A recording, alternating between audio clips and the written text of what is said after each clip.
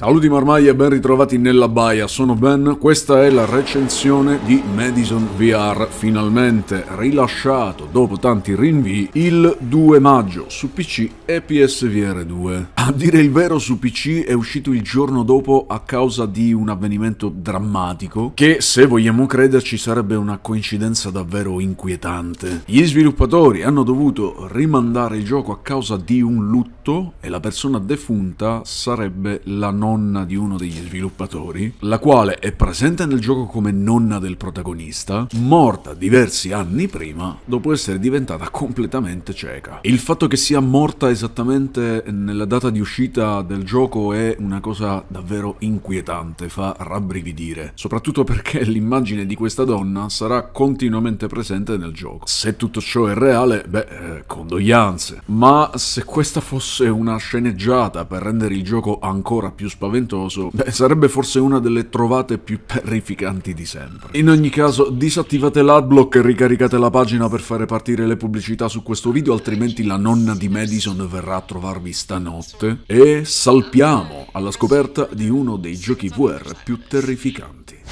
Direi di partire con la storia. Madison VR è il riadattamento in realtà virtuale della versione flat uscita nel 2022. Vestite i panni di Luca, un adolescente che per qualche strano motivo si trova bloccato all'interno di una casa dove si sono verificati alcuni omicidi in condizioni che dire particolari sarebbe come quando si semplificano le frazioni in matematica. Fin da subito appare chiaro che Luca è in qualche modo coinvolto direttamente con questi omicidi, perché ci risvegliamo in una stanza buia e in disordine, con il pavimento pieno di sangue, così le nostre stesse mani, un uomo che bussa alla porta con l'intento di entrare per farci del male e strani fenomeni che si cominciano a verificare fin dai primi minuti di gioco. L'elemento terrificante di questo gioco non è soltanto la presenza demoniaca che infesta la casa, ma la costante atmosfera angosciante, claustrofobica, una perfetta combinazione tra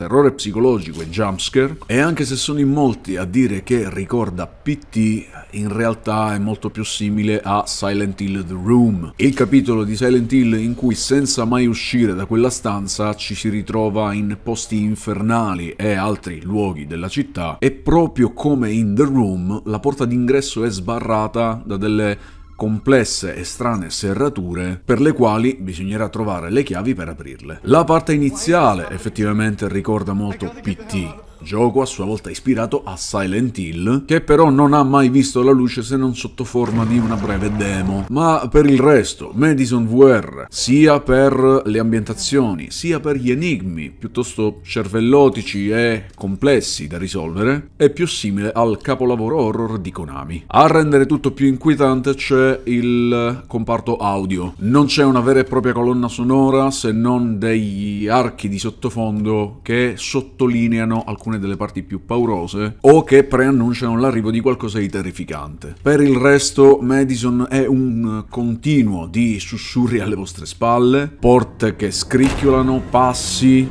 colpi che si sentono attraverso le pareti, e insieme a ombre che spuntano da dietro gli angoli e che spariscono un attimo prima di arrivarci, sagome che si muovono nella penombra e porte che si aprono e chiudono davanti ai nostri occhi, fanno di questo gioco la fiera del no, no, no, no, no. Una cosa che mi è piaciuta molto, a dire la verità, è la difficoltà degli enigmi. Certo, per qualcuno effettivamente potrebbe essere un problema, ma siamo tornati di nuovo a risolvere proprio quelle cose alla Silent Hill, cioè dover ragionare sui vari elementi raccolti per poter andare avanti. Giusto per farvi un esempio senza troppi spoiler, ci sarà un momento in cui dovremmo fare addizioni e sottrazioni e capire come fare e cosa fare non sarà facile. E per me, che vengo da un'epoca videoludica in cui i giochi presentavano continuamente queste difficoltà e non c'erano le guide online, mi sento ancora più orgoglioso e fiero nel sapere che da solo sono riuscito a completare quei giochi e mi sono trovato già preparato per Madison. Ma cosa sarebbe sarebbe un gioco se non ci fossero i problemi. Anzi, Madison sarebbe perfino meno spaventoso se funzionasse alla perfezione. Ve lo dico chiaramente, innanzitutto non è una versione VR nativa, nonostante sia un capitolo a sé e non un supporto per la versione flat. Le meccaniche di navigazione all'interno dei menu e di movimento nel gioco sono una vera spina nel fianco. Per aprire l'inventario bisogna premere un tasto che fa apparire gli oggetti in nostro possesso davanti ai nostri occhi. A questo punto li potremo prendere e utilizzare sul posto. Non c'è un inventario fisico sul nostro corpo, come per esempio un cinturone oppure uno zaino sulle nostre spalle. Anche muoversi all'interno dell'ambiente di gioco e interagire con gli altri oggetti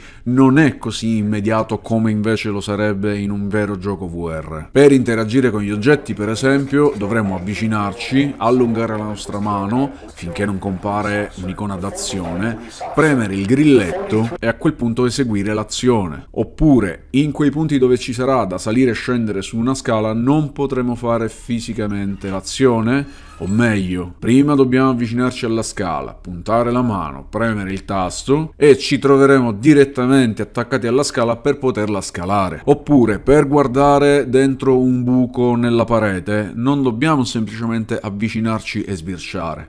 Dobbiamo avvicinarci al buco, puntare con la mano, premere il tasto, sbirciare e quando abbiamo finito premere un tasto per tornare indietro. Ed è un vero peccato perché tutta questa atmosfera che vi tiene col fiato sospeso ad ogni passo viene continuamente spezzata dall'apertura di questi menu, dal dover ricordare quale tasto premere per fare cosa, e spesso è stato anche snervante cercare di prendere degli oggetti come per esempio dei lucchetti, perché molto spesso, nel momento in cui li prendevo, la mano rimaneva bloccata e non riuscivo ad avvicinare. In conclusione, Madison è un'esperienza ibrida flat VR con una grande atmosfera, terrificante, avvincente e che offre momenti di vero terrore. La valutazione cala se per voi gli enigmi risultano troppo complicati, controlli sicuramente problematici e non realmente adattati a un vero e proprio gioco VR che ostacolano continuamente l'esperienza, e infine un comparto grafico che, sebbene sia ricco, dettagliato,